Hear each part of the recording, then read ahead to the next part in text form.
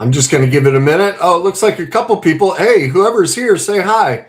Let me know. Looks like lots of people have signed on. So let me know who's here by sending something to me in the chat so I can say hi to you. How are you guys doing tonight? For those of you who are football fans, man, I feel really privileged. You're not watching the football game and you're going to check in to learn about trust tonight. I'm really glad that you're here. So if you're not ready to say hello right now, that's fine. But do, when you get a chance, check in just so I can see you. I see quite a few people have checked in. And tonight, just so you know, what we're going to be dealing with is trust, and really kind of two sides to trust and rebuilding trust, because most people, they know about, when somebody breaks the trust. And there's the other side, though, that we struggle with trusting. So if you're here, there's probably a good chance that you're not just curious about relationships, but you're probably exhausted, like emotionally drained and worn out by not feeling trust, or trust being constantly broken. And so you're tired in a very specific way because you're just trying to be okay with someone that you don't feel safe with anymore. And maybe you don't feel safe with yourself either. So before we get started, I want to say something really important that I really want you to take in. I want you to know that if you're struggling with trust, you are not broken. There is nothing wrong with you. You were programmed, and I'm going to show you how you were programmed. And the good news is programs can be rewritten. So whether you had your trust broken, or you're the type who breaks trust a lot, or you're the type who's constantly fearful and untrusting, I'm going to show you how to rewrite those programs. So what we're going to do tonight isn't, general advice. Instead, we're going to talk about what trust actually is, why it breaks, why it doesn't come back very easily, even when the other person might be doing everything right, and what to do if you want real repair, whether you want repair where somebody's broken trust, or you're the type who has a hard time trusting even when the other person is doing the right thing. So to keep it really simple, at the end, I'm going to give you two scripts, no matter which side of this trust issue you're on. So you understand that whichever side of the trust issue you're on, you're going to walk away learning tonight how you and your partner can use these scripts to create repair in your relationship and create repair with yourself. So the first thing I want to start with is something that most people miss. And they think that trust is something you think about, that it's thought-based. Well, it has nothing to do with our thoughts. Trust is a nervous system issue. It's something we feel, a sense of safety. We either feel it or we don't. We can't think our way into it. We have to feel trust in somebody. So what that means is you can know that somebody loves the hell out of you, but still not feel safe with them. And you can even know that they're telling you the truth, but you'll still feel suspicious. And you can know they're trying their hardest to prove themselves to you, but still feel in your chest that it's tight and it just won't stop. Your brain won't stop running catastrophe scenarios of all the things they could or could not be doing. So I'm sure a lot of you who struggle with trust issues know exactly what I mean. And you also know that it's not about being dramatic. It's this unconscious feeling that overtakes you. And I want you to know, again, that's a program. That's your nervous system saying, wait a minute, the last time I relaxed, I got hurt. So if you're trying to rebuild trust using thoughts or logic, you're just going to fail, because logic doesn't regulate your body, and logic doesn't heal betrayal. Logic doesn't heal years of being dismissed or minimized or gaslit or ignored or lied to or cheated on. Or even the self-betrayal we'll go through that, and it can happen to us when we minimize their behaviors and just go, oh, no, I'm fine. And for 5 years, you've sat there and suffered as you just allowed yourself to slowly disappear inside the relationship. So The reason this matters to distinguish between that is, since trust is a nervous system experience, rebuilding trust isn't simply about gathering information. It's about learning how to create emotional safety inside of ourselves. So, can you see that the real problem isn't always just about the event and what they actually did? It actually goes a lot deeper than that. And that's what I want to get into. Is most people think trust breaks because of one event, especially in a relationship. Maybe it was a lie, or somehow they betrayed you, or they relapsed if they were an addict, or you find some hidden credit card, or there's a so-called work friend that they're close to, or maybe it went as far as having an affair. So whether it was a broken promise or anything like that, it's true. All of those are breaks in trust. But this is the very important thing I want you to realize is the event isn't usually what breaks your trust in them. The pattern is what does it. I want to say that again. It's the emotional blueprint pattern. Remember, I said patterns, you're not broken or bad. It's a pattern. And that's what we're going to get into, because when trust breaks, it doesn't just break in the moment. It breaks when your nervous system realizes, oh my God, not again. I've seen this. I felt this. And that's the key. I felt this exact same experience before. This isn't the first time I've had this feeling. So you could be in a relationship with somebody and there's a betrayal of some sort. And you recognize the reason that trust issue shows up is you felt that exact same feeling before. It's reminding you of something.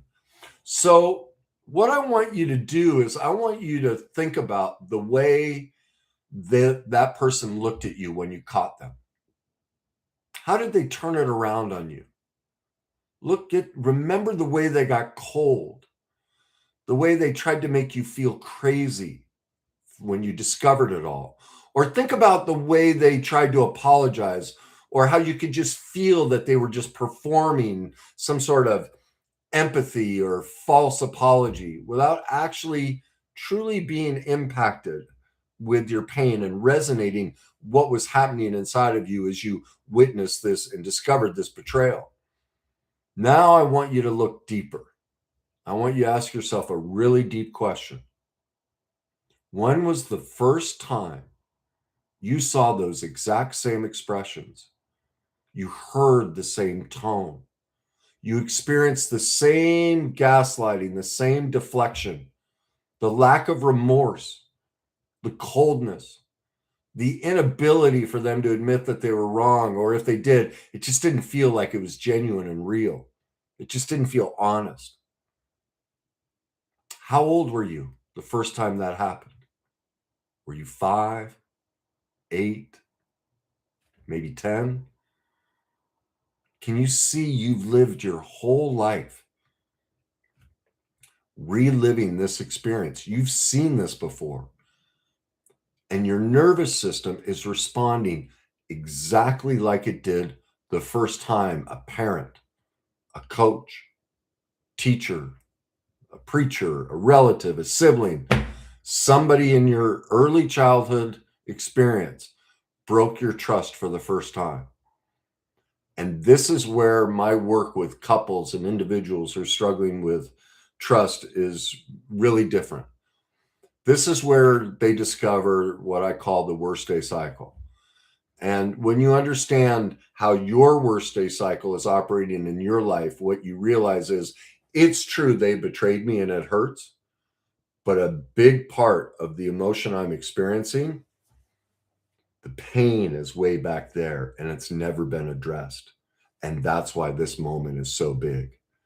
And so what you learn is you stop trying to fix trust as though it were a thought you could change or a behavior problem. And you start seeing it for what it really is. Remember what I said earlier. If you're struggling with trust, you're not bad, you're not broken. It's just a program. And now with me asking those questions, you can see you have an emotional blueprint, a worst day cycle. that's been running in your life that gives you a definition and a meaning about seeing these different events. And it's all from the original time your trust was broken. Okay. So the worst day cycle, when this happens, is it clicks in when any part of your relationship hits stress or conflict or some sort of disappointment or fear, maybe abandonment. And your brain and your body just immediately revert to the emotional programming you learned as a child. And that programming just got dumped into you in those moments when the people closest to you, they're the ones who broke your trust for the very first time. And that creates in all of us, this is how emotions work, because you have to remember, we're not born with emotions. Emotions are learned.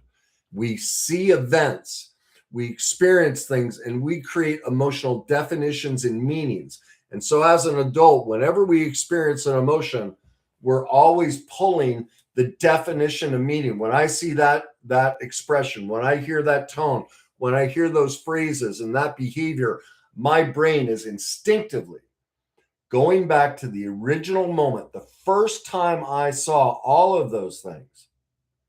And it's pulling from, because what happens in this moment is our brain creates an emotional chemical addiction in our nervous system to replay those exact same emotional experiences as an adult.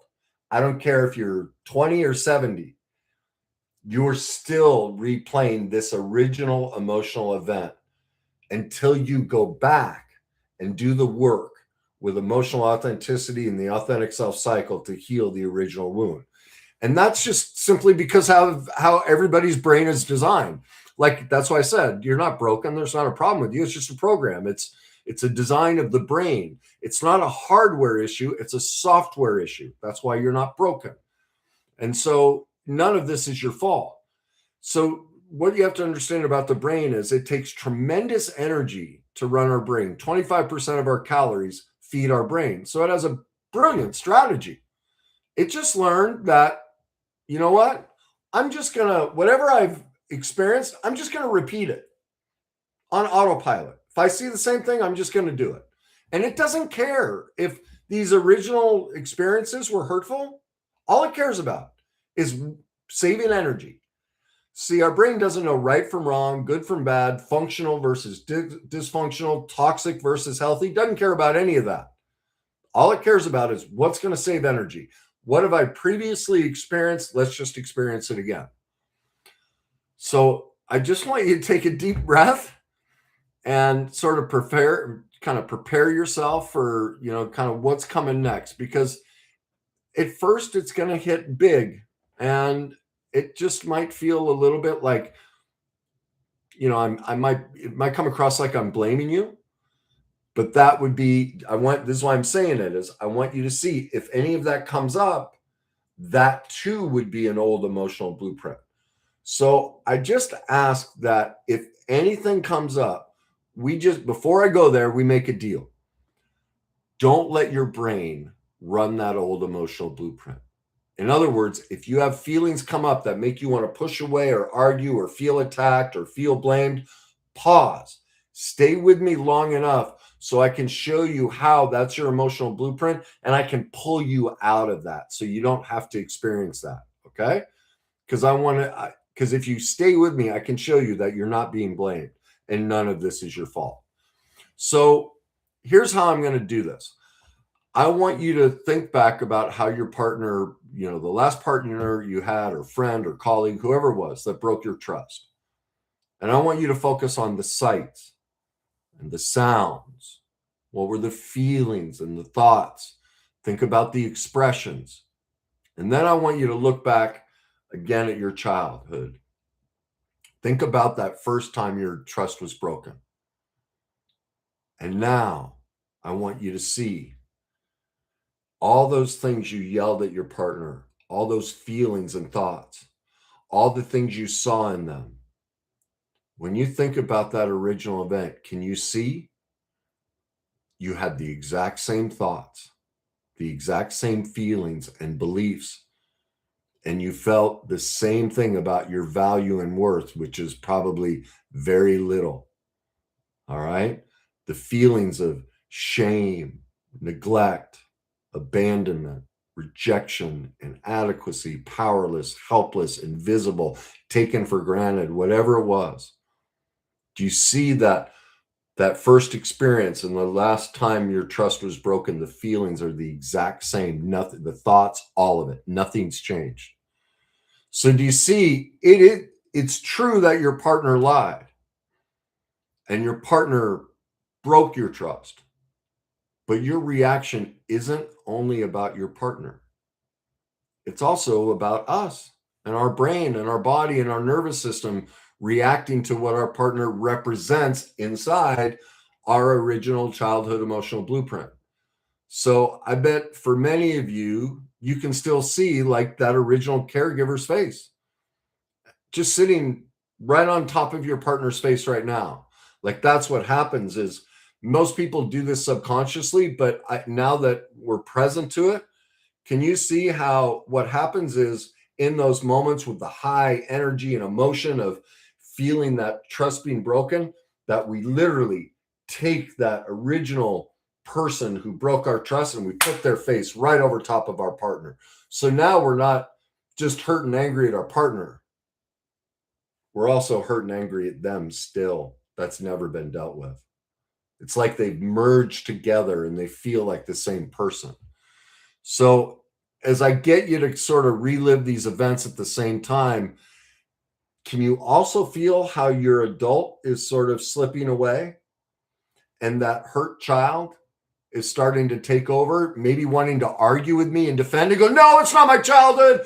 It's not them. I'm able to separate that. It's all about them. They were the jerk. They were the one that hurt me. It has nothing to do with what happened back then.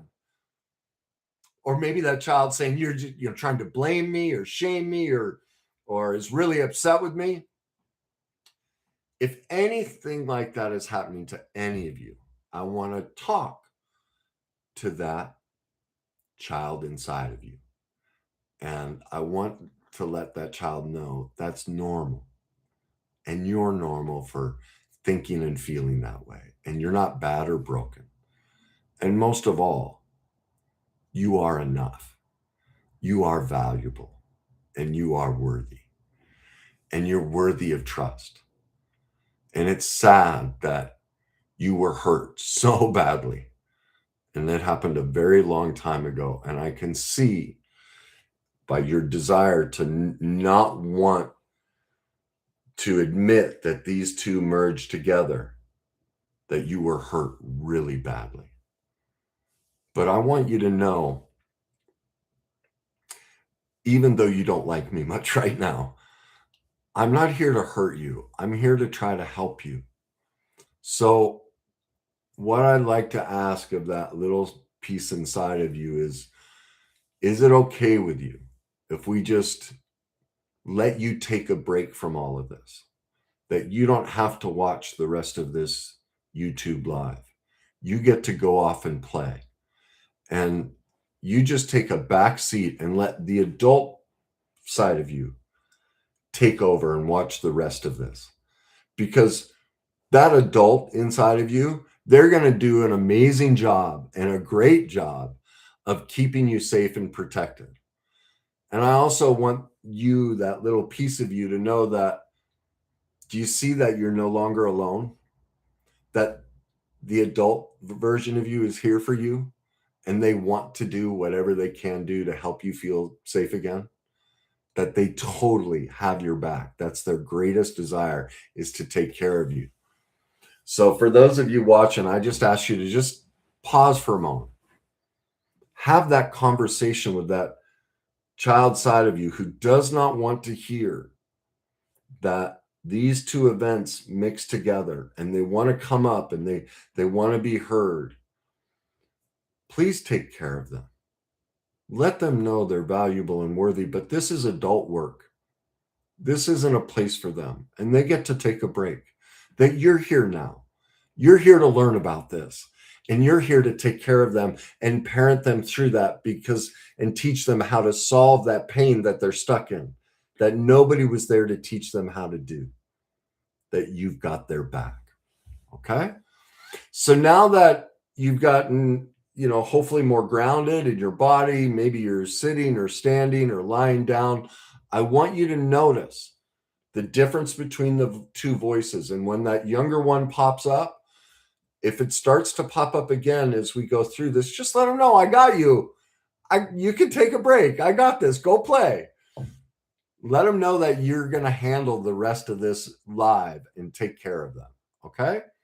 So now that your adult's back in charge, let's look back at how you reacted both then and now, when trust was broken then and when it was broken now. And can you clearly see that it's the same pattern? You get activated, you spiral, maybe you start to interrogate them, or maybe you do the opposite. Maybe you're one of those who just shuts down, completely numbs out and shuts off. Or maybe you over explain, or you become the nice one and you people please, or you go cold and you go avoidant. Maybe you get controlling, you get needy, you get really ragey and scream and yell. Maybe you go silent. Whatever it is, can you see that's exactly what you did way back then?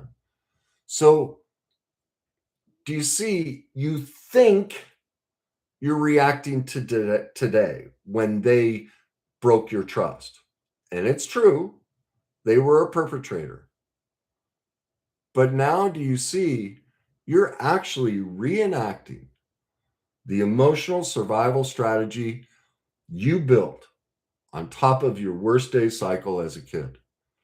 This is your worst day cycle. You're just repeating the emotional pain from the past that's never been healed. That's the primary hurt that you're feeling. The reason this is so big is because this is still so big. All right. And that's why trust issues feel so intense, because they're not just about the person you're with who's breaking your trust. They're about your brain reaching all the way back and replaying the exact same emotional blueprint from your childhood and saying, God bless it, not again. Here it is again. I'm sick and tired of dealing with this. Like, think of your child. Like, let your child, I don't want you to bring your child out, but listen, isn't this how your child sounds? Like, here we go again. I'm so sick of this. When will this ever end? When will I ever be allowed to feel safe and trust somebody for once? This is what everybody does to me, right? Isn't that what that voice has been saying since you were 5 years old, 8 years old, 3 years old? It's the same voice. It's the same pain. So what I want to get across is, if we need to trust to feel safe, then the worst day cycle is what's destroying safety. And that's what's getting in our way. And it holds true for the person who keeps breaking trust. The only reason they repeatedly break trust is the exact same pain in their life. See, you both are actually have a wonderful opportunity to be teachers and healers for each other's. You're not actually out to get each other. But if you don't know this stuff, you will just reenact your unhealed pain against each other. But that's what I'm going to show you in just a minute. I'm going to give you the 2 scripts that you can use so that you can start healing what's back here, and you can start caring for what's right in front of you, each other. So now that we can see that the majority of your emotions, whether it's the person who's breaking the trust or experiencing broken trust, both sides, it's their worst day cycle. The question becomes, how do you rebuild that safety? Well, the first step is for both to stop letting the child, jump from, picture this.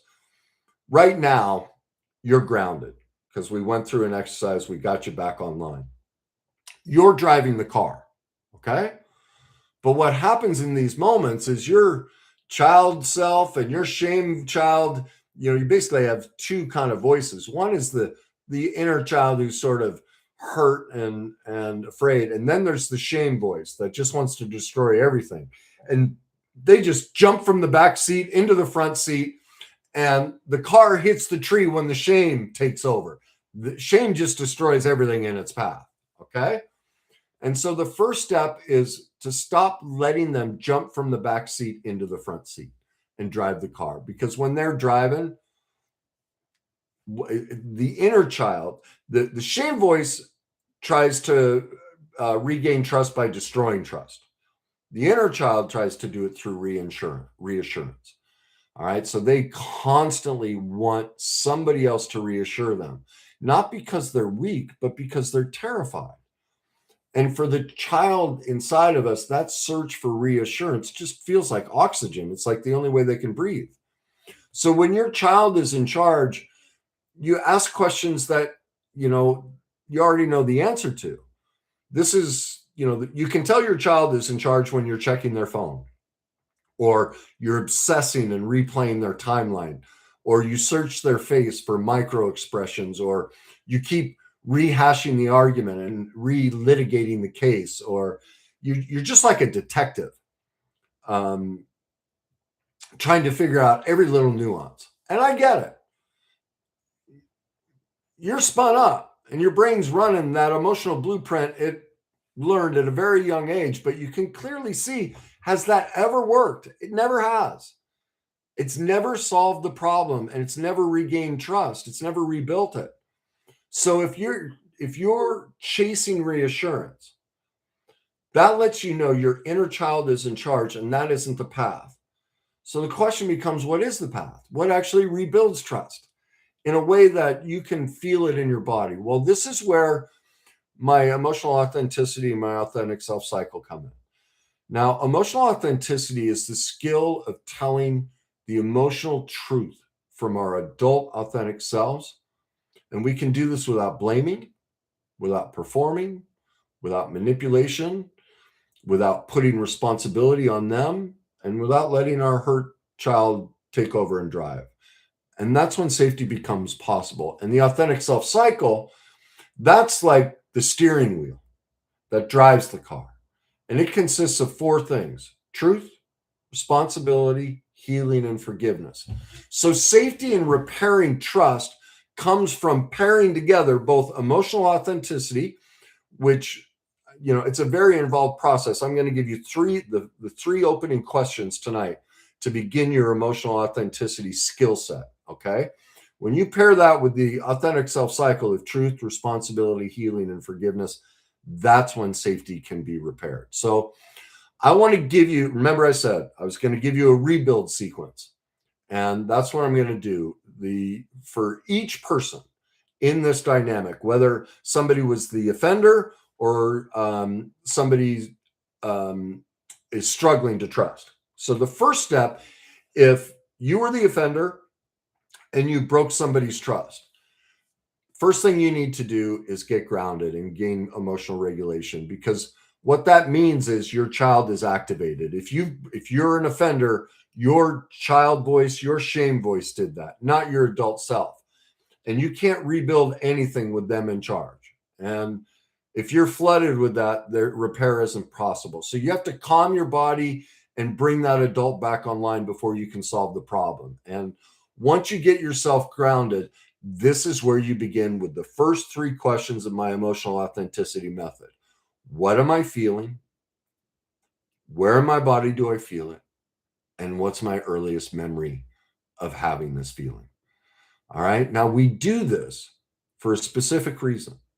Remember, we all think we're thinking in the moment, and as adults, we're making these choices and mistakes. It's not how our brain and body works. We're doing it from a child place of emotion. We are reliving our worst day cycle. And so we start with those 3 questions. Remember what the first step of the authentic self cycle was? Truth.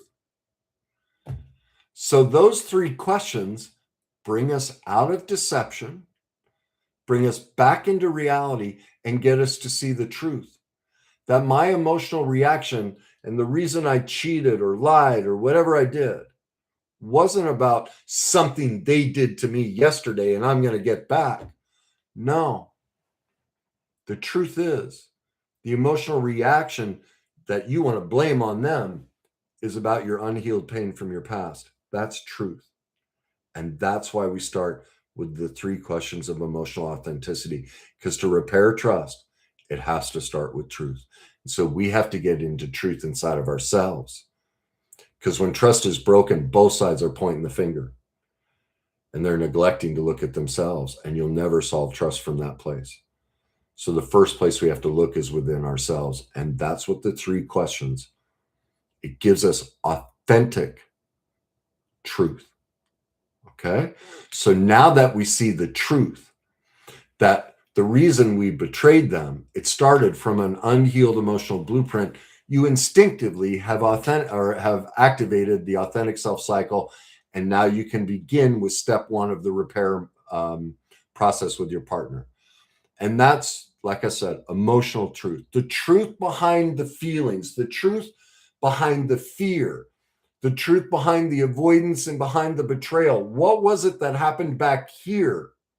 What emotion that's never been healed and repaired? What worst day cycle emotional blueprint activated your choice to betray in whatever way it was that you did? Then you move to step 2 of the authentic self cycle. You move into responsibility, which is about taking ownership for the part you played. And ownership isn't, I'm sorry you feel this way. How many times have you heard that from somebody? You feel this way, like the complete lack of responsibility. They're placing it all on you, that you're the one who is somehow wrong or needs to get their emotions in check. That's not responsibility and ownership. Ownership is, I did this. This is what I did to you. This is what I was trying to protect in myself. This is what I was trying to avoid. And this is the cost of my betrayal. And I can see the cost that my betrayal is inflicted on you.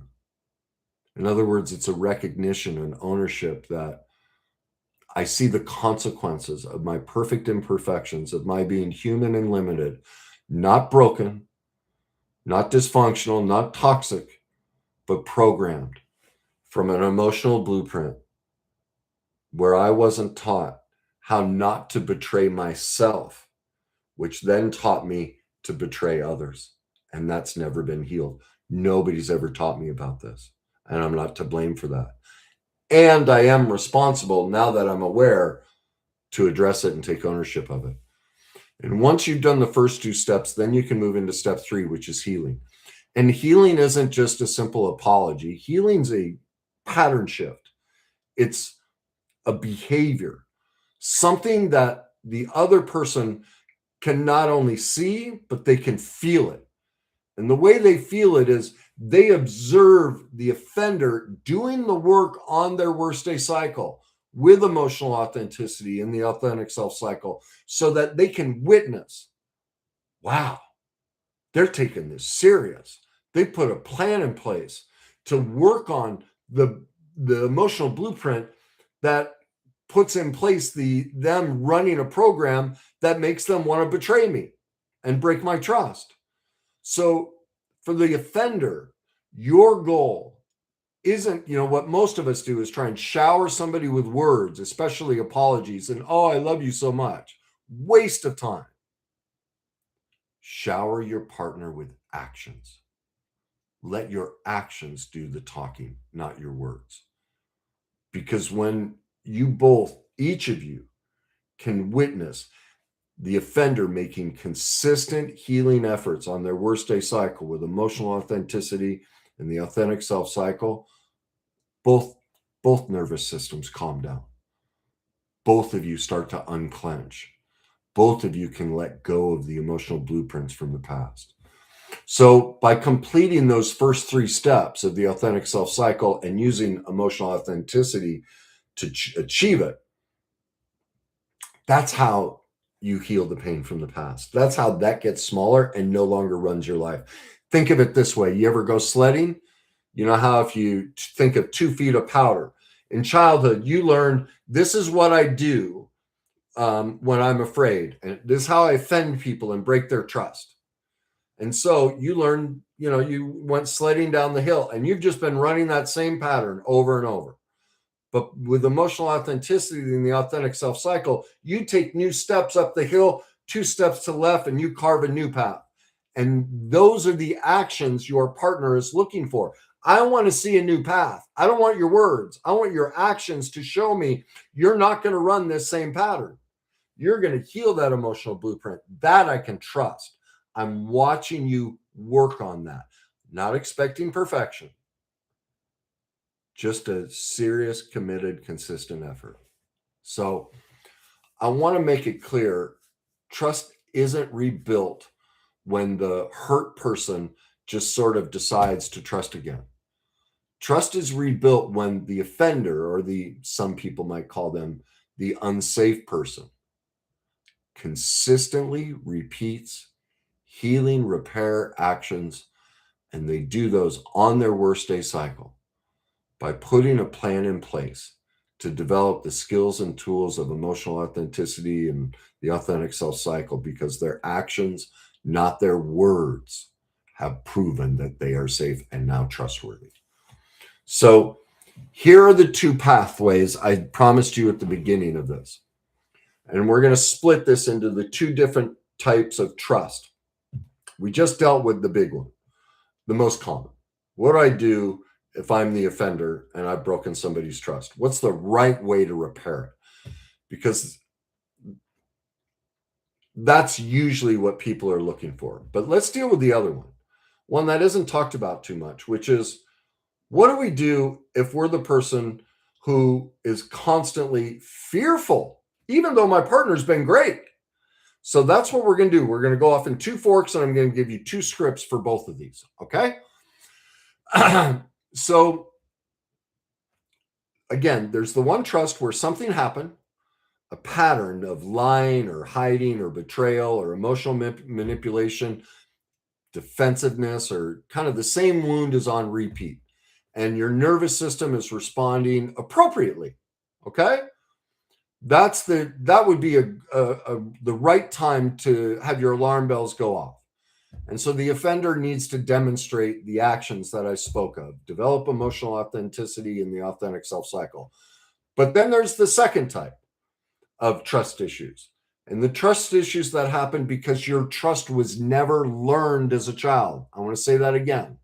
Your childhood was so scary and untrustworthy, you never learned to trust. All right? And what that means is your childhood taught your body that love equals unpredictability, or it equals criticism, or abandonment, or walking on eggshells. So even when your partner or anybody is perfectly consistent, your body can never relax. You can be totally safe with somebody. Through their actions, they're showing they're safe, and yet you can still feel like the most unsafe person on the planet.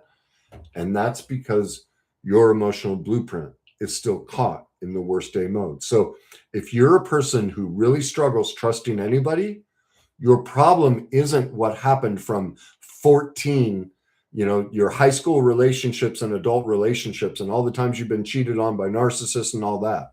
The only reason you pick those people is because you never learned trust back here. That's the biggest mistake people make. If they've had terrible adult relationships, all that tells me about is their childhood. Because remember, we went through this. Our brain just repeats what it knows. So if your adult relationships are a disaster and filled with distrust, that's a window into your childhood.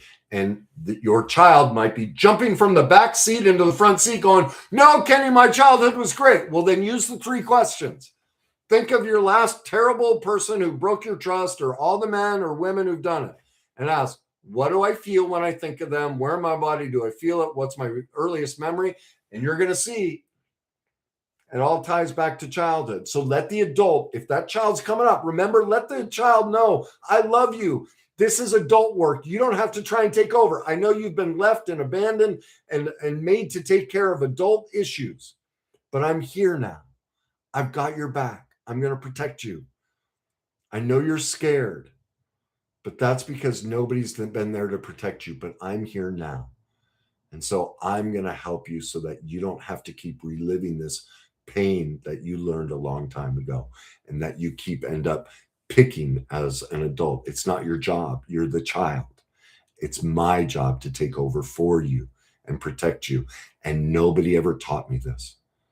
And I'm heartbroken that I didn't learn this earlier, because if I did, I would have never picked those people. But I did the best I could with where I was at the time. I'm not bad. I'm not to blame. I'm not broken or dysfunctional or toxic. I'm human. And I'm doing the best I can. And now that I have new information, now I can, and now that I'm in truth, I can take responsibility, which is put a plan in place to do the healing work so that you don't ever have to try and pick another partner again. I will do it for you, and I will keep us safe. All right? So if it was never learned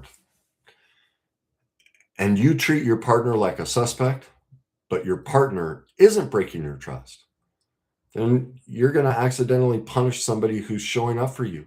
And you'll just find some way to sabotage the thing that you've been saying all along you really want. So remember, I promised you the 2 scripts you can use to repair trust and safety, and here they are.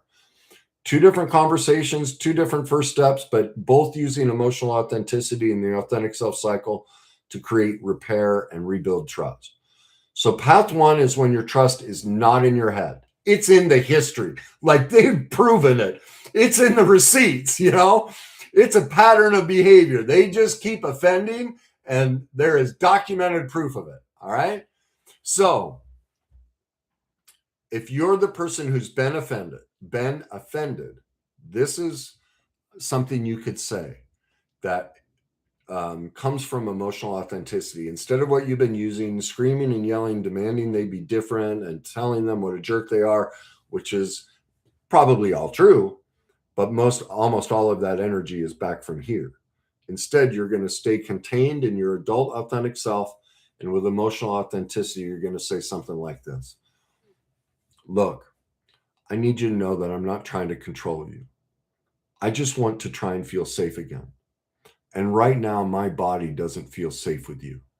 Now, I've been learning some new things, and I acknowledge that a part of my reaction, not all of it, but a part of my reaction comes from something I've learned called the worst day cycle and my emotional blueprint, meaning I learned these feelings in my body and these reactions a long time ago.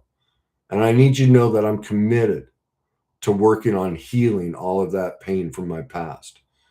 And as I do that, I need you to know, I just need to know from you, if you're willing to take ownership of the part you've played in this trust issue that we're having. Is that something you're willing to do to help join with me in rebuilding trust instead of just defending yourself? Is that a possibility? And then I just want you to pause.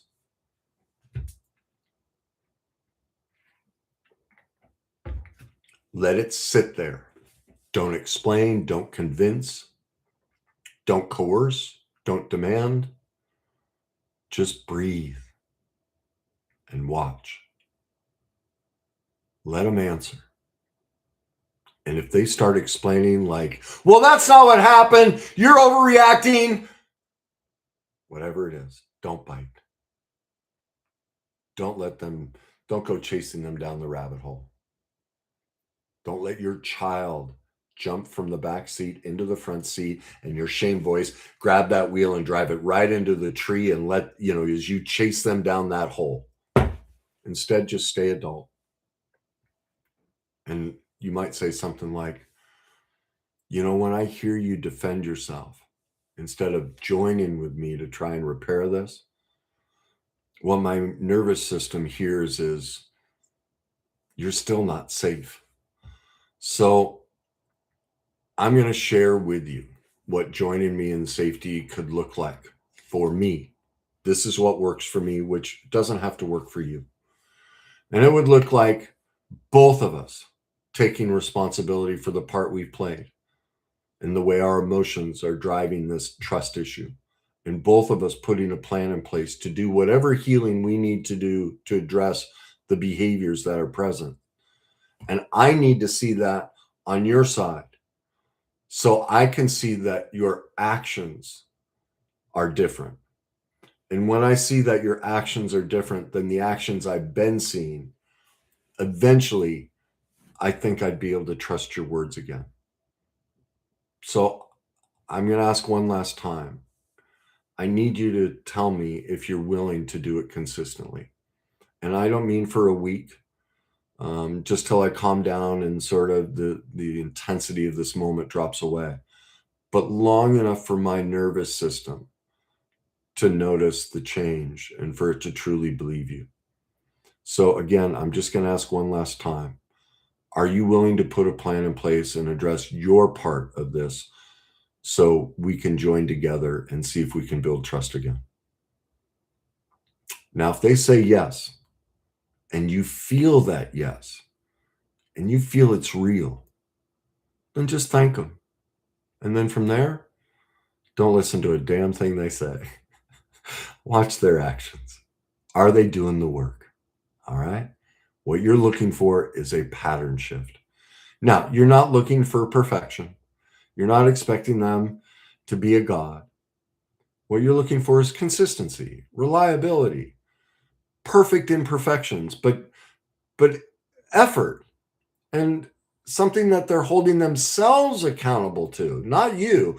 If you're the one chasing them, reminding them to do the work, you've lost. They need to be reminding themselves, hey, I'd love to go to that movie with you, but I really need to work on this worst day cycle stuff because building trust with you is important to me.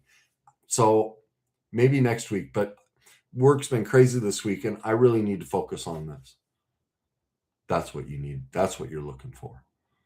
All right. But you give the same thing to them. Remember, boundaries, tennis court. How is tennis played? Are you allowed to jump over the net and play the game for them? Are they allowed to jump over and tell you how to play? No. If they deal with their recovery or not, it's none of your damn business. And same thing. And so your goal is to stop looking for that reassurance. Instead, build it within yourself by focusing on healing your own worst day cycle and your big reactions. Observe whether they're doing the same work on theirs, but don't be the one who's trying to tell them how to do it. Don't tell them how to play tennis. It's none of your business. Now, on the other side, if they just flat out, after you've made the request to join in rebuilding relationship and both of you taking responsibility for the part you're playing, if they say no or they mock it or anything that's not just an immediate, hey, sign me up for this. Or even if they say yes, but they keep repeating the same behavior, then your problem isn't trust. It has nothing to do with trust. Your problem is that you're trying to build a home on an earthquake.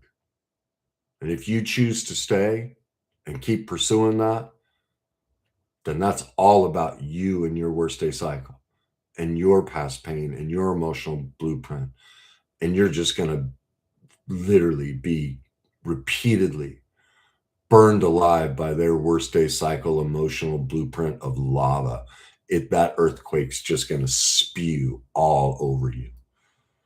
And that we have to get into truth and take responsibility that if somebody's actions are showing us they aren't willing to take responsibility for their past pain, which has created their desire to be an offender, if they aren't on their own without us nagging, taking responsibility, getting into truth that that's what's happening, and then putting a plan in place to deal with it, and we keep getting run over by all of their betrayals, at that point, they're not the problem. We need to ask ourselves, why the hell do I love living in a volcano and getting spewed and burned alive by somebody else's painful, tragic, emotional, worst day cycle lava?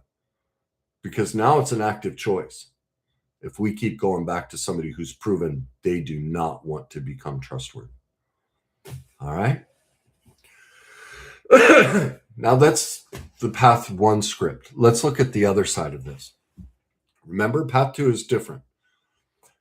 Path one was about the offender becoming safe. Path two is about us learning what safe feels like without turning it into control and trying to get reassurance from them and making it their responsibility.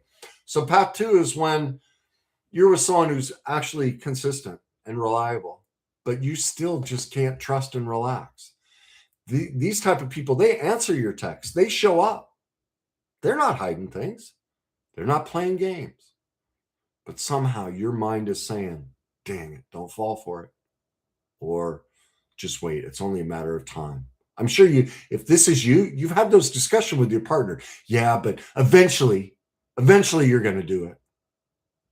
So you just keep scanning their tone, their face, their pauses, like your nervous system is just on fire. You're just hunting for danger because why? Your childhood was filled with it. It's the only emotional blueprint rule you know. Your brain is just stuck replaying the pain from the past, repeating what it was taught. It's that sledding down that same hill over and over and over. Okay? Now remember, if this is you, this does not make you bad or weak. There's nothing wrong with you. You're not defective. You were hurt, horrifically hurt as a child. That is nothing to shame or belittle. That's really sad. Nobody was there to protect you. That's why you're this way. That's not brokenness. That's not defectiveness. That's pain. That's unfair. That's not your fault. You're okay. You're worthy of love. You have tremendous value. And it makes me really sad that because of their own brokenness and their own pain that was inflicted on them, they didn't know how to see your value. And they would have if they could have. If our society taught how all of this works, they probably would have loved you the way you needed, but they couldn't. So remember, you're just patterned. And so your trust issues aren't that you don't trust them, it's that you don't trust safety, because safety wasn't safe in your childhood. When things got calm, something bad always happened. And when you relaxed, the rug got pulled out from under you. So calm feels like a setup in your life. So for this person, here's the rebuild conversation for you. And I want you to notice the difference and the combination of emotional authenticity and the authentic self cycle here. And so what you say in this situation is something along the lines of, hey, I need to tell you something that's really pretty scary and vulnerable for me. And I'm asking you, it's really important to me that you don't take this personally because you haven't done anything that proves to me that you're unsafe. But I've recently learned that my childhood taught me an emotional blueprint that makes my nervous system react like, even though you're not doing anything wrong, that you are doing something wrong or you will do something wrong very soon. I know that sounds crazy to you, and it sounds crazy to me, but that's what's happening. And I've realized it's something that's called the worst day cycle. And so whenever I get close to somebody I really care about, like you, I'm very close to you and I care about you, my brain just instinctively, I've learned it's like an emotional chemical addiction program that just runs and it just scans for danger because that's all I went through as a child.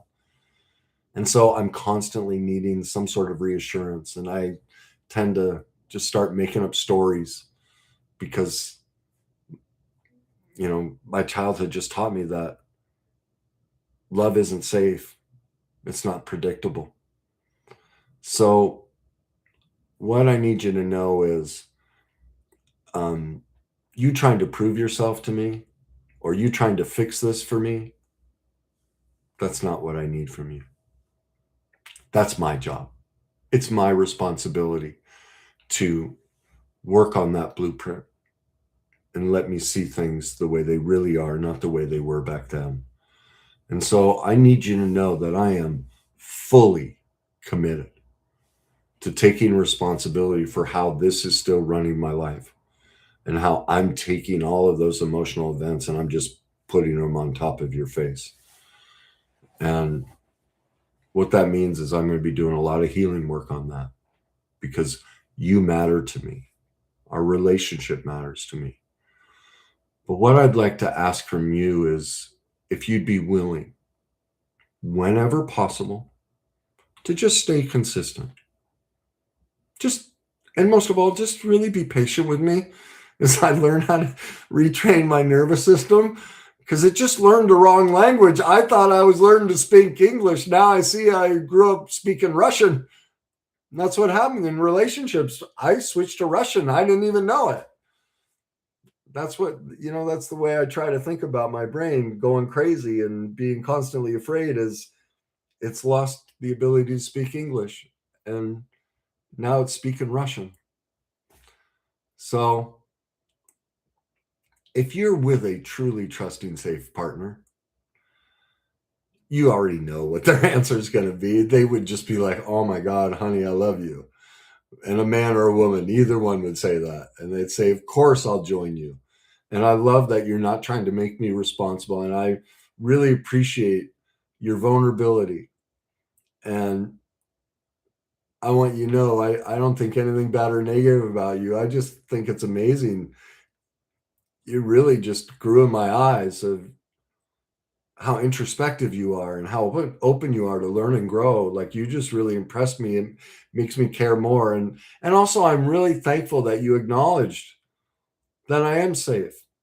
So yes, my answer is yes. I would love to pay even more attention to my consistency because you matter to me too. Like if you were the right person, they're going to say something like that. Okay. If you were the wrong person, well, you wouldn't even be having that discussion. So, but there's one other thing. All right. There's still people out there going, okay, that's great. That's wonderful. But what if I'm the type who just keeps getting re-triggered? How do I deal with that? Well, that's where the work is. That's exciting because rebuilding trust in path 2 is about learning how to practice emotional authenticity by naming what's happening. What am I feeling? Where in my body do I feel it? What's my first emotional experience? What's my first earliest memory?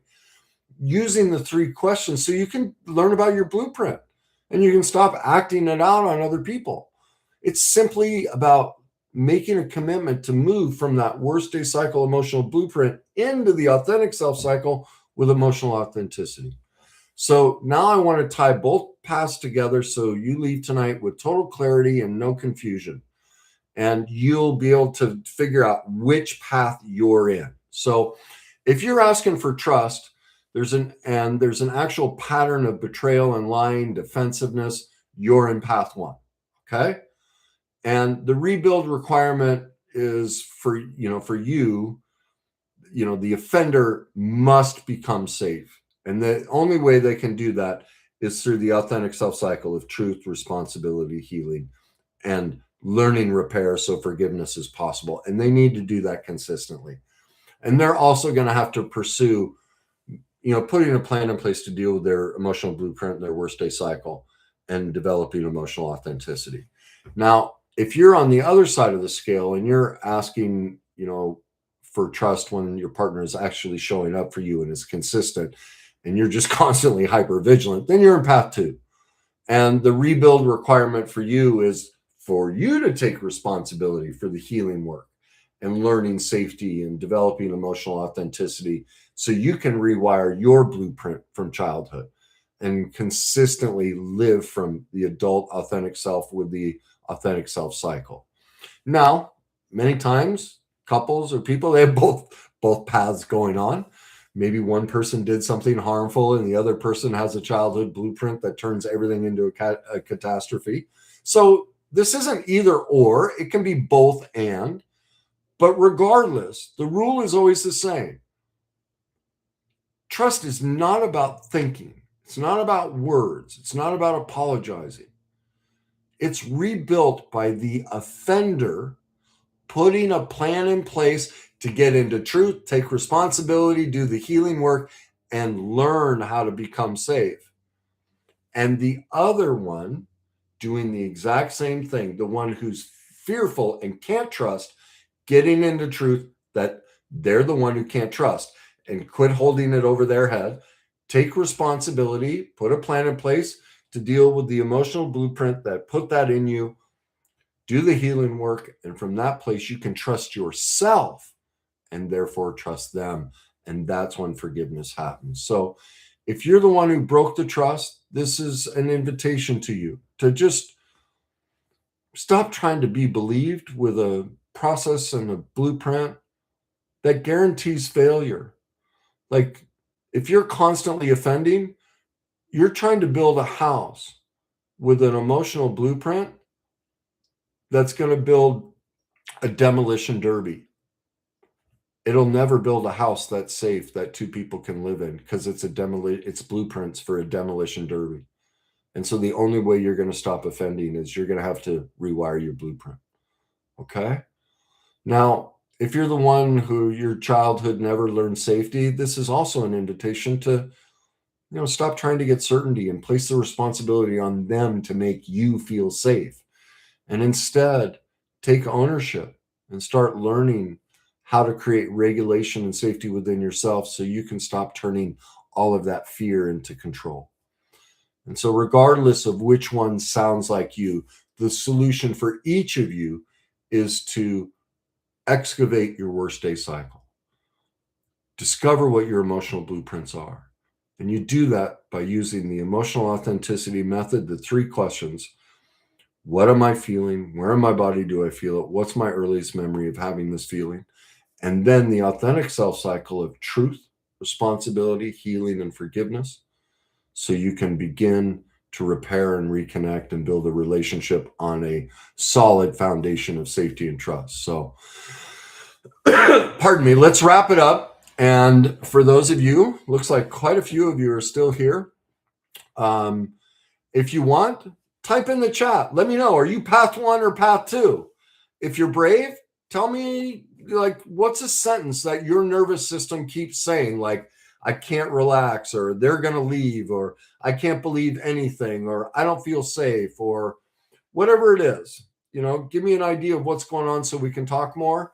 And for others, if whichever side of this on, if this is your first time hearing about the worst day cycle, emotional authenticity, and my authentic self cycle, if you want to learn more about those, books and classes, tons of stuff, but maybe you have a specific question, put that in the chat. I'm going to spend a little time here to talk with you guys and answer your questions. So please don't be shy.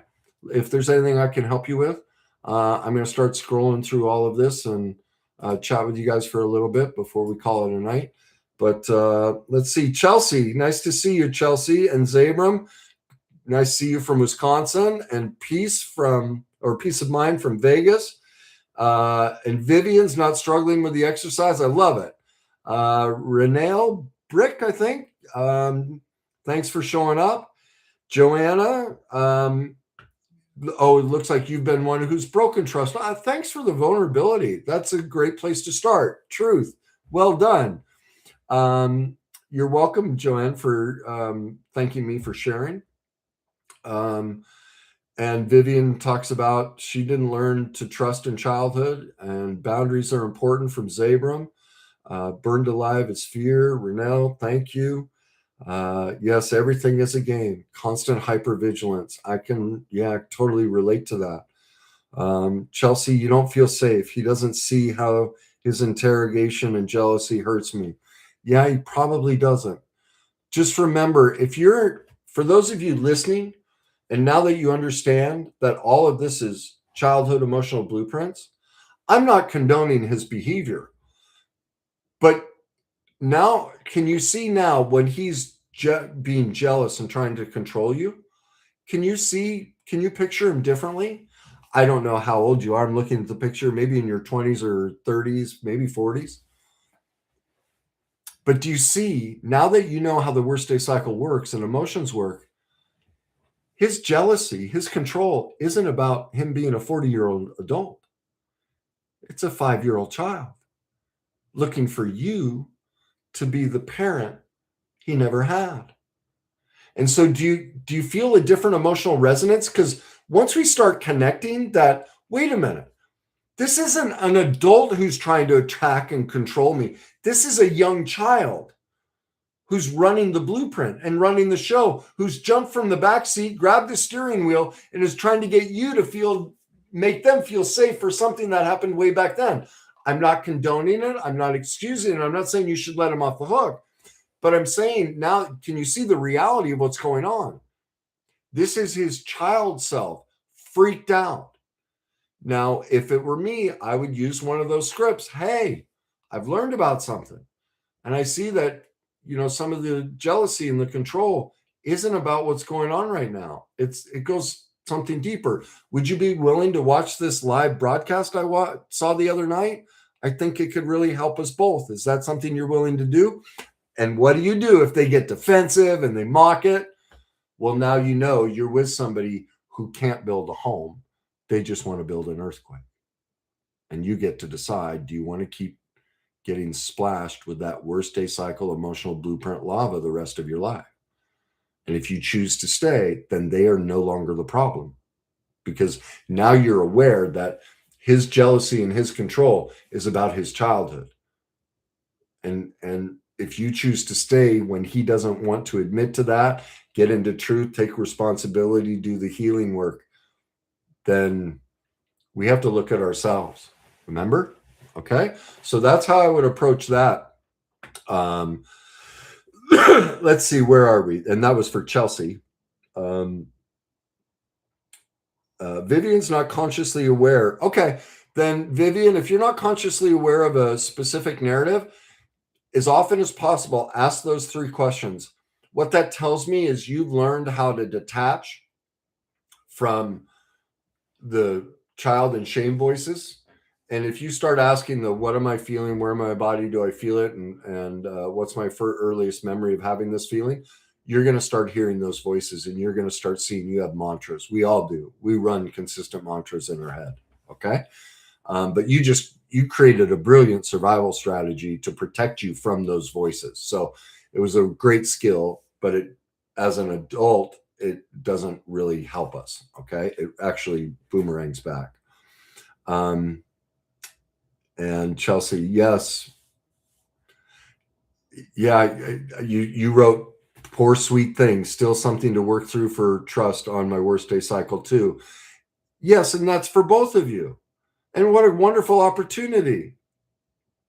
And I like how you said that, you poor sweet thing, because that's about him too. That poor sweet thing, him wanting to control you and being so jealous. Like, he's just this sweet little boy who's scared to death. Like, it's hard to be angry and pissed off at when you picture a 3 to 10-year-old child in the corner scared to death, you start to see, oh, wait a minute, this controlling, jealous man isn't a man, it's a little boy. Oh, you poor sweet thing. Like, that's exactly what I was getting at. That's how you feel. Again, we don't let them off the hook. It's loving to hold them accountable and responsible. And that's why we use the scripts I gave you. We sit and have the talk and see if they're willing to let go of that child self and stop bringing it and putting it on your face, because you don't deserve that treatment either. Okay. All right, let's see. MV is saying, I'm having both pass and I'm sabotaging. I think I've pushed him away and now I'm feeling abandoned. Yeah, that's what that tells me is your childhood, you experienced both abandonment and enmeshment, not just the abandonment, but emotionally you were smothered or had to take care of somebody in the family emotionally. And that's why you'll pursue and then turn away. You can't stay. You're desperate for connection, and you start to get it, and it scares the living hell out of you, and you run. And that's when you become the offender. And then you feel terrible about it because now they're about to leave. That triggers your abandonment, so you come running back, and you probably do really good repair behaviors. Like, you might even take it really serious and try really hard to do things differently. But then all of a sudden, all that intimacy and connection scares the heck out of you. So you offend so you can create space again. Pardon me. I've got something in my throat I can't get rid of. And so what that is both sides of the codependent scale. Both the disempowered love addict side of the codependent scale, that's the one who is abandoned and chases love. And then the falsely empowered love avoidant is the one who creates the sabotage so that they can get distance. This is created by the love addict, the disempowered love addict side of codependence is created by abandonment. The falsely empowered love avoidant is created by enmeshment, enmeshment. And enmeshment is when a parent or parents make the child emotionally responsible for their emotional needs. And so you see this all over the place where parents are their best friends with their kids and they're just sucking the life. I saw this one thing on Facebook. This woman, her kid went off to college and she spent the whole weekend, and it was text messages like this long of everything they did and how she's with her every second of the day. And I'm like, this poor girl, she's off to college and mom is just like sucking the emotional life out of her. And you see that with parents. Oh my God, they're growing up like this loss. They need that child emotionally. That's a huge red flag. And that's our society and culture thinks that's healthy, loving, connected parenting. We shouldn't need our child like that. And our child feels that. And that's what becomes the avoidant. All right. It's really complex. I don't want to, I'm kind of diverting and I don't want to open up that can of worms because that side of the dynamic really can trigger people. And so I need enough time to really explain it so people go, I see. Yeah, you're right. I get it. So, describing little pieces of it can sometimes do more harm than good because I can't fully explain exactly what's going on there. Okay. Let's see. Rana says, my experience after waking up to the reality of our inner child running the show is that no one I knew or was in a relationship wanted to do the work. In our society, that's pretty common.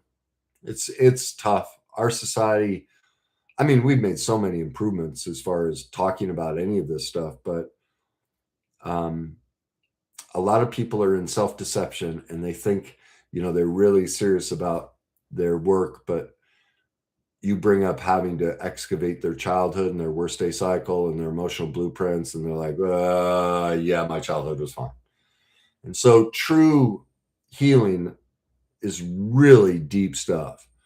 And most people like to listen to a podcast, read a casual book, and maybe do an affirmation or two.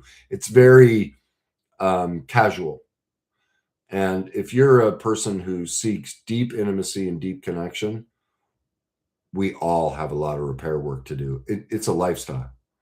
To create a truly loving relationship, this stuff has to be at the center of your relationship. If it's not, you can have a great relationship, but it's just the chances of it surviving and lasting are very small, very small.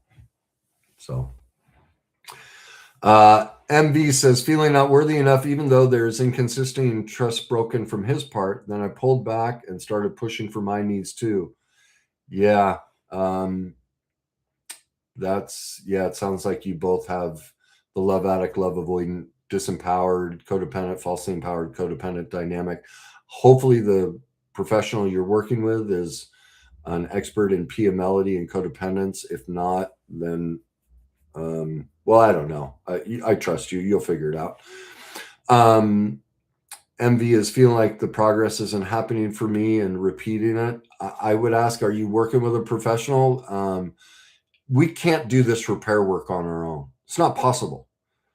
This stuff is too deep, and we need somebody who has walked the journey, who knows the path, who can guide us and walk with us. So one of the great things about the internet and computers is it gave us access to tons of information. One of the downside is people can get information so easily, they don't want to pay for it. Well, if we want to overcome these things, we're going to have to invest in ourselves. And that's what's funny too. I can always tell where somebody is in their journey when they think of buying a book or taking a class or hiring a professional as an expense. What they're saying is they're too detached from their value and worth to see investing in themselves. They can't use that term that it's an investment. It's a cost. But they can go on the trip and have the nice phone and the car and the dress and the football tickets to, season tickets. Those aren't a cost. And until that dynamic shifts, until somebody gains enough, regains, because we always have it. We always have inherent value and worth, but because of the emotional blueprint from childhood and the worst day cycle, we get separated from it. And that's why we see spending money as a cost instead of an investment, because the pain from the past is so big, we're not attached to our value and worth. So working with somebody to help us overcome this stuff feels like a cost. Okay. And I don't know your situation. Maybe you're already working with a professional. I just wanted to make that distinction, so people can see where they are in that dynamic. If you see, you know, any of this stuff as a cost, then that's a clear indication your child is in the driver's seat and your shame voice. They're driving the car. The adult's not driving the car, because the adult is always in touch with their inherent value and worth, and they can invest in themselves. The child can't, because they were sent the message, you're not worthy, you're not valuable. And that's why they won't invest in themselves and their recovery. Okay. Zabram, trust is an issue with me around people. I get scared and push people away. Thanks for the vulnerability. And so now you know why. When that happens, you can be standing there with people and you can use the 3 questions of emotional authenticity. What am I feeling? Where in my body do I feel it? What's my earliest memory? And you can see your fears around them. It's not about them. You'll be seeing, oh my God, that expression, their height, that color hair, that tone of voice, the way they dress reminds me of what happened back here. So I'm actually projecting that moment onto them. Oh my God, they're not the problem. They're not untrustworthy. They're nothing to be afraid of. The work is back here. That's the beauty of emotional authenticity, is you recognize anytime you have any emotional feeling as an adult, especially a negative one, it has nothing to do with the moment. It's all back here. And then you just need the skills and tools to learn how to remap and rewire that, which I can't, that's my emotional authenticity process. That's what I teach my clients. It's in all my classes and all that stuff.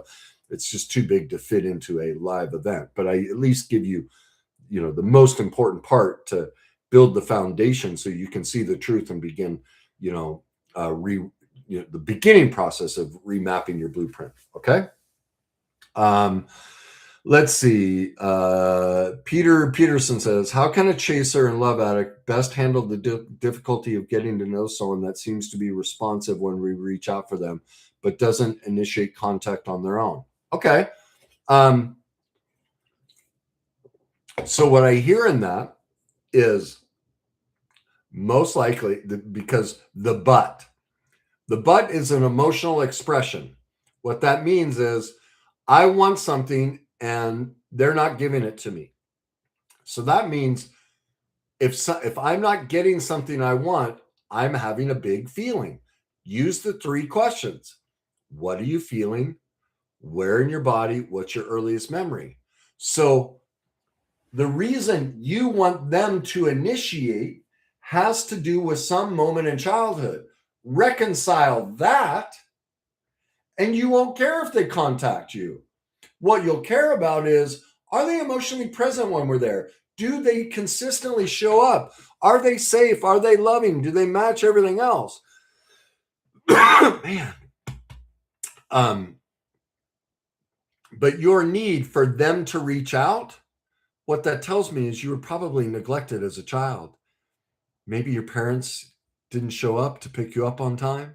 You were left at school. Maybe they had to work and they couldn't feed you, and like you were neglected in some way because you're wanting them to initiate taking care of you, reaching out to you, showing you. So somewhere in your childhood, that wasn't done. I don't know specifically, but ask those 3 questions and you're going to be flooded with memories of, oh my God, mom didn't do that. Dad didn't do that. Brother, sister, teacher, preacher, whatever it was. So reconcile that. And if all else is good in the relationship, then you'll no longer care if they're the one who reaches out. Okay. No need to read the full name. Thanks, Peter. Yeah, I guess that was my child self popping up of wanting to make sure that somebody is completely heard. Vivian doesn't have enough money. That's fine. Yeah. do the best you can. There are situations where life is tough. And I will say that, it's great if you're taking advantage of all the free content that myself and others put out. Do that. Yeah, we all run into financial difficulty and we do the best we can. I think the comment I was speaking of was many people would say, I can't afford it, yet they go to Starbucks every day, or they have a $200 cable bill. There are a lot of monthly and daily expenses that they have that they don't want to get rid of. And I get it. I understand it. But I want you to know I'm not bringing up something I haven't lived. Because when I was in tremendous pain and looking for solutions, I was flat broke. I was going through bankruptcy. I was living in an apartment with no furniture, no bed. I had 2 sawhorses with a piece of plywood and a computer. That was it. I slept on the floor with some sleeping bags and pillows. I had nothing. Every penny I had, I would see my counselor on Monday night or on Thursday nights, and I'd go to group on Monday nights, and it was an hour and a half away. That was a lot of gas. I made any penny I had. It went first to that. While I was in bankruptcy court, I made sure my recovery got paid for. I gave up TV, eating out. I gave up everything because I knew I wanted to get better. And so when I make the comment, it's because I lived the journey. And so I know that when somebody truly wants recovery, they will sacrifice things. Now, there are plenty of people who sacrifice and still don't have 2 nickels to rub together. And that's heartbreaking. But I know I've had many clients who are in a similar situation, and they reached out to family members and said, I need help, or they made sacrifices in their life so that they could do the work. That's what I'm getting at is make sure for you to identify if your child voice and shame voice are running the show, put yourself in the adult space and go, is there anywhere in my life I can rework my finances in a way where I can invest in my recovery? If there isn't, then you have no reason to be concerned.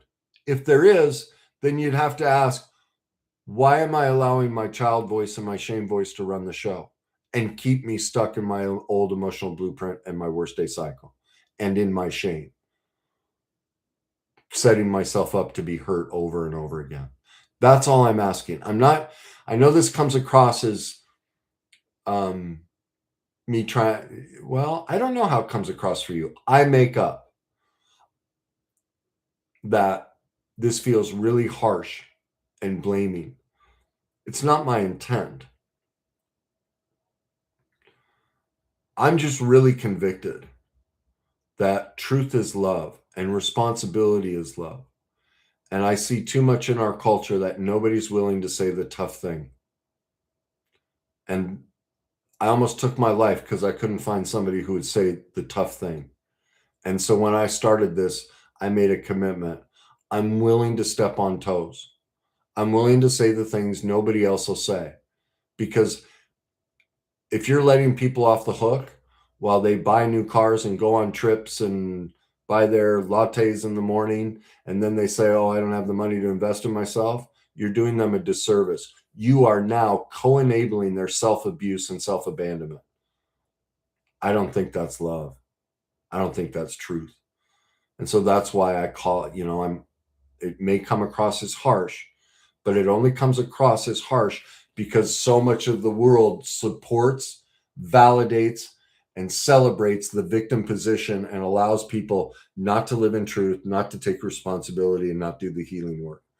That goes against my personal morals and values. You don't have to agree. You can have your own reality, but that's where I teach from. Because until I personally made that commitment, I never got anywhere. I talked the game, but nothing changed. So I'm speaking from a lived experience where I tried the other way. Oh, I can't afford it. It's too expensive. And then I had to wake up to the truth that I'm lying to myself. I need to take responsibility. I need to do the work. And I need to make this the most important thing I do in my life. So I've lived that journey of self-deception, of saying, coming up with the reasons why I couldn't do it. And part of what I realized was I did that for a long time because most people in this industry allow you to get away with it. And I realized that's not kind or loving. And so I know a lot of people don't find me kind and loving for bringing that up. And I get it. I can see that. I just have a different reality, a different truth. I have a different lived experience, and we can both have our own lived experiences. So anyway, that's all I'm going to say about that. Peter Peterson. I'm going to say both names now just because it's kind of cute. Seriously, Peter, the greatest problem is mostly the uncertainty and the anxiety and the difficulty of classifying what is it, why is that, and what does it do. I'm not exactly sure what you're referring to. Maybe it seems like you're talking about them. I'm not positive on that, but yeah, I'm not sure of it. I guess I answered it. I didn't see below that. Deeper Spirituality says, I love you, Kenny. Thank you for your first book you wrote. Thank you. You're very welcome. I hope you check out my second book. It takes all the concepts in my first book to a whole deeper level, which I think is helpful. Raina says, self-healing is indeed a priority. Raina says, true, I relate and I appreciate the passion on topic. Vivian, I've done a lot of work and your contributions have been invaluable. Well, thank you, Vivian, and kudos to you for doing a lot of work. Peter says, putting behavior into a box, the need to find reasons for it. Yeah. Well, I'm going to have to exercise an internal boundary. I just sort of hit the emotional wall after talking for an hour and a half, and I can't get this thing out of my throat, and it's driving me crazy. I feel like I'm choking. So I'm going to sign off. I hope you found value in this. I hope this helped you learn a little bit more about the worst day cycle in your own life. And you walked away with the 3 questions and 2 different paths and different scripts that you can use if you're the offender or you've been offended or you're a person who can't trust. I hope you enjoyed it. And if you did and you want to learn more, again, for those that I found this unreal. A lot of people don't know that I work with people like I'm a relationship communication and trauma recovery specialist. So people are like, I've had people go, do you take appointments? Do you work with people? I'm like, how do you not know that? I guess I don't advertise. Most of the time I don't mention any, the things I sell or any of that. Maybe that's the problem. I should promote myself and my products. So I guess that's what I'm trying to do. If any of you need individual help, you can head to my website, whether you're an individual or a couple. And, I have several options on booking sessions. If you're the type who wants to dig deeper through books, I have 2 books in all formats, Audible, all of that. I also have my online classes. And please keep an eye over the next several weeks. Several of them are just about to get released. And some of them are as inexpensive as $37. So I try and run the gamut of things. But the point is this. I have tons of free content. I have some things that are a very small investment and other things that are a bigger investment. And if any of it feels right to you and you're like, yeah, I want to try that, give it a shot. If not, I do encourage you, watch other teachers. Don't just make me your own teacher, your only teacher. There's a lot of brilliant people out there and a lot of people that I completely disagree with. And I think they're, crazy. But what that tells me is maybe I need to look at me. I think everybody brings a contribution to this. And so do yourself a favor. Try and listen to as many people as possible. Because there's going to be, you'll sit here for an hour and a half and there's going to be one sentence and you go, oh my God, that's the magic piece. And that's the value of listening to as many people as possible. That's what I did. I'll never forget a whole book I read. It was terrible. But there was one sentence about 3/4 of the way through that was absolutely brilliant, made a huge impact on me. And that's what taught me the lesson. You can absolutely think somebody's terribly crazy, but they'll always have some little nugget that can help you. So hopefully I left you a nugget along the way tonight and through my other stuff. So I'm going to leave it at that. I hope you guys have a great night, and we'll see you again soon. Thanks a lot for tuning in, and have a great night, everybody.